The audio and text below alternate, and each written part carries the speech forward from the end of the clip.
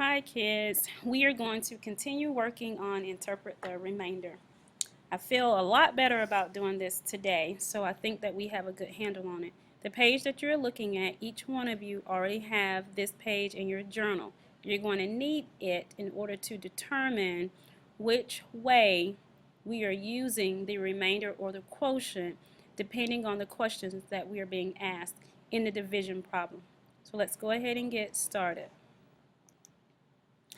Let's look at problem number 1. Sarah's mom has 79 inches of leftover ribbon. Sarah is using it for a project. She cuts the ribbon into 9 equal pieces. How long will each piece be?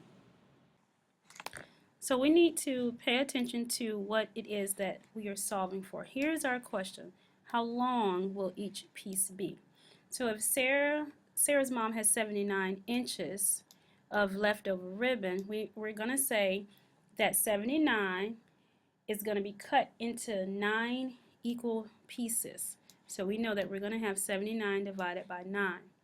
Then what we need to do is think to ourselves, 9 times what number is close to 79? It's as close to 79 as we can get without going over.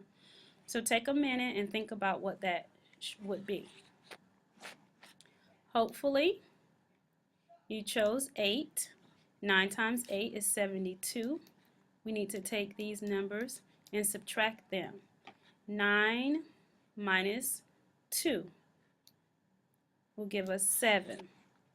Our quotient is 8 and our remainder is 7. Now we need to go back to make sure that this quotient and remainder indeed answers this question. The question is, how long will each piece be? Well, if I have 79 inches and I'm going to cut them into 9 equal pieces, I know that when I'm cutting some things, I can probably do something with this 7, because this 7 is going to represent the inches that are left over. And I can use that in my project. Sarah can use that in her project. So what we need to look at is our divisor along with the inches that is left over. So I know that 8 is in fact the whole number of inches that I'm going to need. But I can also use 7/9 of an inch as well. So how long will each piece be? 8 and 7/9 inches is how long each piece would be if we were cutting this ribbon. Now I want you to go back to this page and decide which one of these ways was that question asking us for. Were we writing the remainder as a fraction, dropping the remainder, adding 1 to the quotient, or using only the remainder? Which one of those ways were we doing? Looking at your sheet. And hopefully you chose way 1, because that is the way that we needed to do it. We needed to use the remainder as a fraction in order to be able to solve this problem successfully. So I need you to be able to write this out when you are working. So you're thinking about how you solve the problem. So choose the way as well as show your other work when you're working out the problems. Okay? So now let's look at number 2. Students are driven to a basketball game in vans. Each van holds 8 students. How many vans are needed for 39 students? Why don't you go ahead and pause the video and solve this problem, set up your division, get all the way to your quotient and remainder, and try to decide on your own how we should be interpreting the remainder for this problem, or how we should be using the quotient. Go ahead and pause the video. Okay, let's see how you did. So I've started this here. I know that I'm going to have 39 divided by 8. 39 is going to be the total number of students that's going to go on this trip. Okay?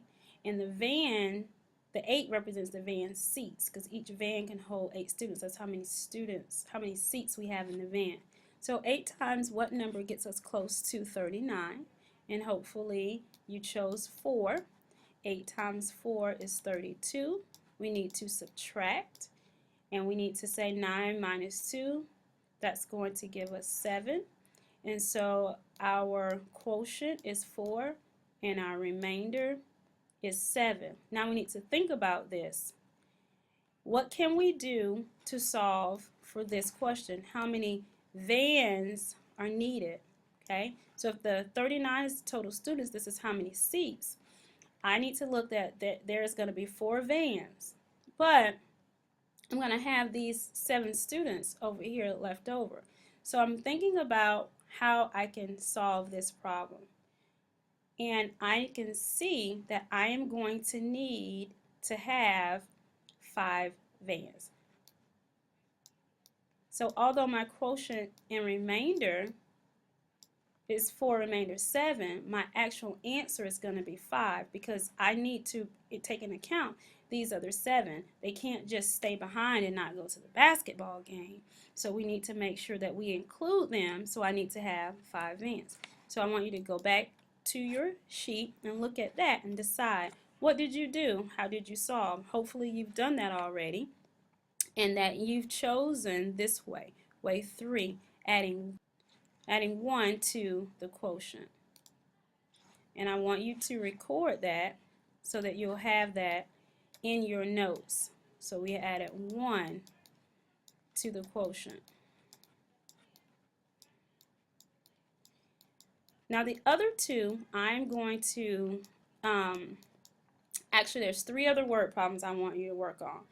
And I'm going to show you these 2, 3 and 4. And it's gonna take you some time. I want you to think through them very carefully. I want you to refer back to your reference sheet to be able to work them out. So I need you to pause the video as you're working on these.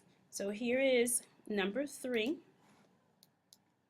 and 4. Move that up so you can see it better. So 3 and 4 are here. So you need to pause, work on 3 and 4, decide what your division is going to be, and then refer to your reference sheet to see how you solved it, which way. And the last one that I want you to work on is number 5. Again, I want you to do the same thing. Take your time, divide, do all the parts that you know how to do. Go back, look at your reference sheets and decide how were you able to use the quotient or the remainder, depending on what the questions are asking for. So that's what I need for you to do. Okay? So 3 and 4, and then we have 5. Don't forget to go on Edmodo and let me know you watched the video, and I will see you all in class tomorrow.